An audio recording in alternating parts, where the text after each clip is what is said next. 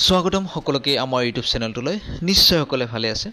যিসকলে এসচিআৰটি ডিএলএডৰ গভৰ্ণমেণ্ট আৰু প্ৰাইভেট ইনষ্টিটিউটত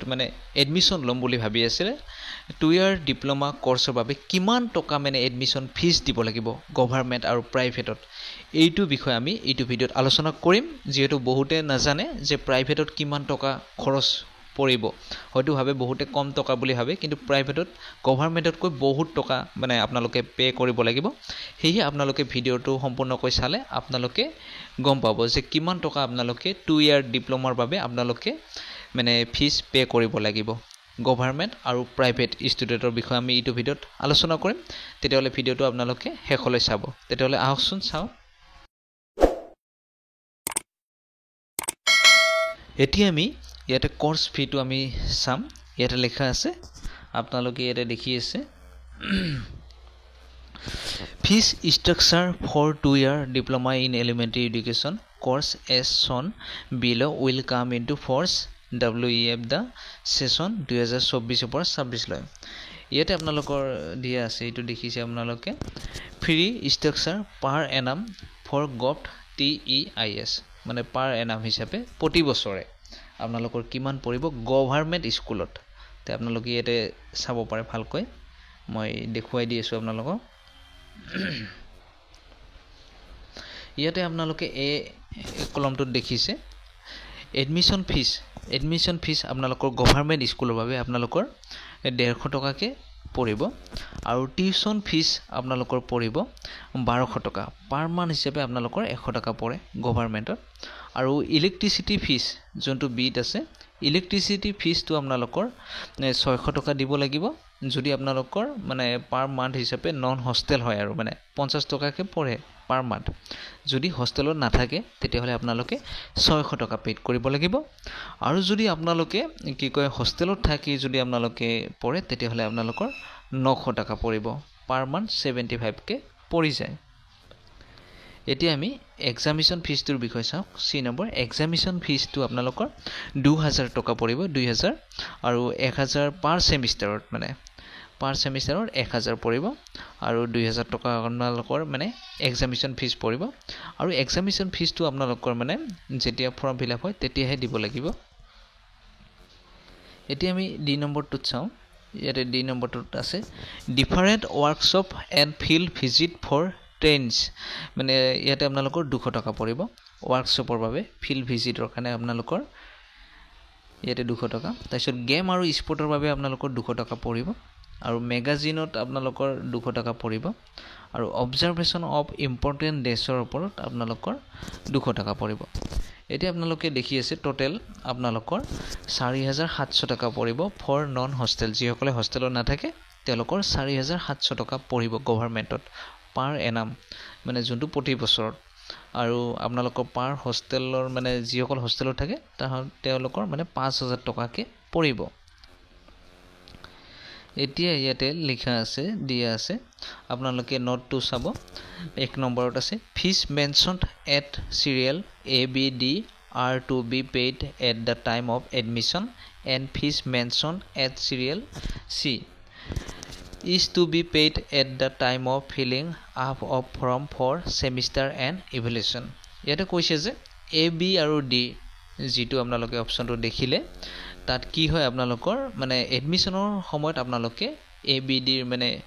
টকাটো আপোনালোকে পেড কৰিব লাগিব আৰু যেটো C অপচনৰ যোনটো ফৰ্ম ফিলআপৰ হিটো আপোনালোকৰ যেতিয়া ফৰ্ম ফিলআপ কৰিব সেমিস্টাৰৰ তেতিয়াহে আপোনালোকে এটো পেড কৰিব লাগিব এতিয়া প্ৰাইভেটত কিমান পৰে আপোনালোকে চাও এতিয়া প্ৰাইভেটটো আমি চাই আছো এতিয়া প্ৰাইভেটৰ free structure per annum for private institution যিসকলে প্ৰাইভেট স্কুলত পঢ়িম বুলি ভাবিছে তেওঁলোকৰ প্ৰতি বছৰত কিমান দিব লাগিব পাৰ এনাম আছে ইয়াতে আপোনালোকে চাও প্ৰথম এটো চাও আপোনালোকৰ এডমিশন ফিজটো আপোনালোকৰ পৰিব 2000 টকা তাৰপিছত আপোনালোকৰ বি টিউশন ফিজ আছে 21600 টকা পৰিব 18কে পাৰ মান্থ 1800কে পাৰ মান্থ পৰিব এতিয়া কলেজ ডেভেলপমেন্ট ফিজৰ বাবে আপোনালোকে 5000 টকা পেড কৰিব লাগিব এটো কলেজ ডেভেলপমেন্ট ফিজৰ বাবে 5000 টকা পৰিব এতিয়া আপোনালোকে দেখিছে গেম এণ্ড স্পৰ্ট ফিজ আপোনালোকে 1000 টকা পেড কৰিব লাগিব তাৰপিছত লাইব্ৰেৰী ফিজ আপোনালোকে 1000 টকা পেড কৰিব লাগিব ইলেক্ট্ৰিচিটি ফিজও আপোনালোকে 600 টকা পেড কৰিব লাগিব আৰু আপোনালোকে কৰিব লাগিব যি অপচনটো দেখিছে ফেষ্টিভেল বা ফাংচন ফিজও আপোনালোকে 1000 টকা দিব লাগিব এক্সামিনেশ্যন ফিজটো আপোনালোকে 1000 টকা পেড কৰিব লাগিব এক্সামিনেশ্যন ফিজটো মানে যোনটো আপোনালোকৰ পাৰ পেপাৰ অডিশনেলি ফৰ ৰিপিটাৰ্ছ ইটো আপোনালোকৰ 1000 টকা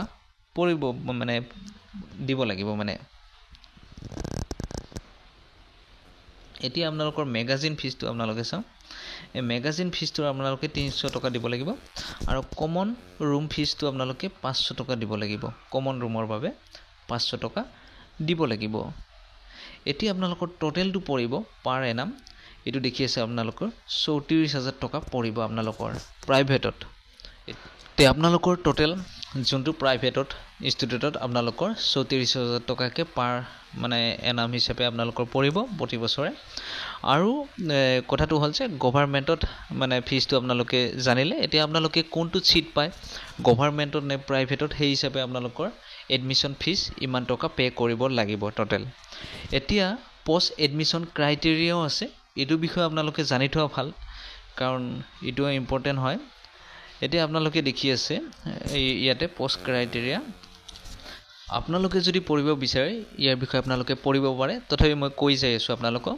মানে যিজন ছাত্ৰ 5 কৰ্মদিনৰ বাবে অবিৰতভাৱে শ্ৰেণীত যদি অনুপস্থিত থকা দেখা যায় আৰু যিসকল ছাত্ৰৰ উপস্থিত অধিৱেশনৰ শ্ৰেণীৰ প্ৰথম দিনটোৰ পৰাই যদি মুঠ 15 দিন মানে কৰ্মদিনৰ মানে 80% যদি তেওঁক তলত পোৱা যায় তাৰ পিছত তেওঁৰ নামভৰ্তিৰ সংশ্লিষ্ট মানে অধ্যক্ষই মানে বাতিল কৰিব আৰু ইয়াৰ ফলত হোৱা খালী পদটোৰ মানে অপেক্ষাৰ তালিকাত যোনটো ৱেটিং লিষ্টত থাকিব তেওঁলোকক মানে সিটটো দি দিব হেহে আপোনালোকে মানে 15 দিনটো ক্লাস কৰিব লাগিব যদি স্বাস্থ্যজনিত সমস্যা হয় তেতিয়া হলে আপোনালোকৰ মানে যিকোনো মেডিকেলৰ সাৰ্টিফিকেটটো আপোনালোকে তাত দিব লাগিব লিখিতভাৱে আৰু যিসকল মানে ছাত্ৰ ছাত্ৰী মানে কি কয় উপস্থিত এটা সেমিষ্টাৰৰ মুঠ কৰ্মদিনৰ যদি 75% কম হয় তেওঁলোকে কিন্তু সেমিষ্টাৰৰ শেষৰ মূল্যায়নত উপস্থিত থাকিব নোৱাৰিব এটো এটা কথা আৰু যদি কোনোবাই হোষ্টেলত থাকিব খোজে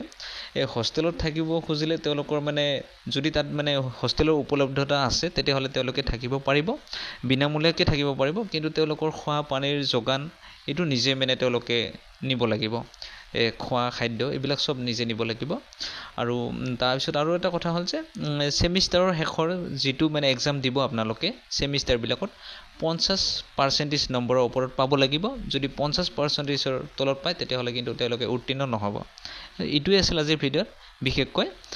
যদি ভিডিঅ'টো চাই ভাল পালে তেতিয়া হলে লাইক শেয়াৰ আৰু সাবস্ক্ৰাইব কৰিব তেতিয়া হলে আজিলৈ ধন্যবাদ